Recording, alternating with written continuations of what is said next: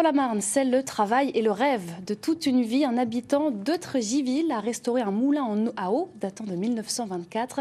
Il souhaite ouvrir aux visites, mais les longueurs administratives lui font craindre de ne jamais voir son projet aboutir.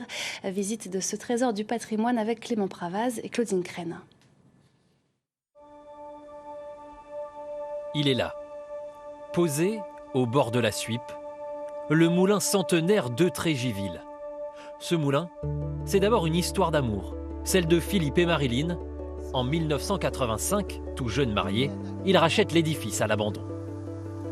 En découvrant d'autres moulins, on s'aperçoit que le nôtre, il est complet, ce qui est rare dans les moulins. Et nous avons vraiment, du coup, sur la vallée de la Suippe, une pépite, une des pépites de la vallée de la Suippe. Depuis 40 ans, Philippe rénove ce moulin, ou plutôt le magnifie, comme il aime le dire. Aujourd'hui, il en est à la phase finale, réinstaller le système de transmission d'origine, s'il vous plaît. Là, simplement, je suis en train de remettre les courroies. Alors, j'essaye un petit peu la longueur pour voir si elles vont. C'est presque celle-là, il manque 30 cm. Mais ça va s'arranger, je vais en trouver un morceau, je vais mettre une agrafe. Chaque hiver, il peint, vernit, ponce, rafistole. Plus de 1000 heures de travail, quasiment seul, ça entretient.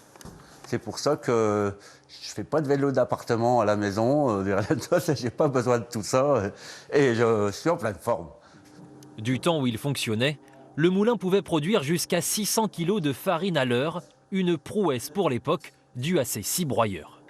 Ici, c'est la Rolls-Royce des moulins, c'est-à-dire qu'on devait faire un produit parfait, parce que la plupart des moulins qu'on visite sont à 5, 6 passages, mais jamais plus.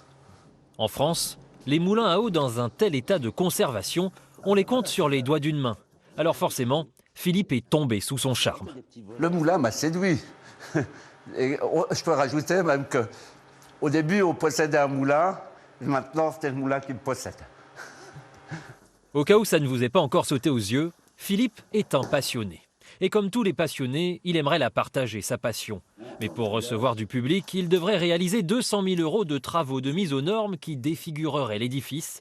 Alors il lui reste une seule solution, que son moulin soit classé monument historique, une démarche qui prend beaucoup de temps. Là, actuellement, on est en stand-by. On m'a expliqué que ce serait très long. Donc on me parle de 2026. Moi, je prends de l'âge aussi. Je voudrais bien que mon projet aboutisse avant que je ne puisse plus monter un escalier. Donc, je voudrais que ça aille un petit peu plus vite.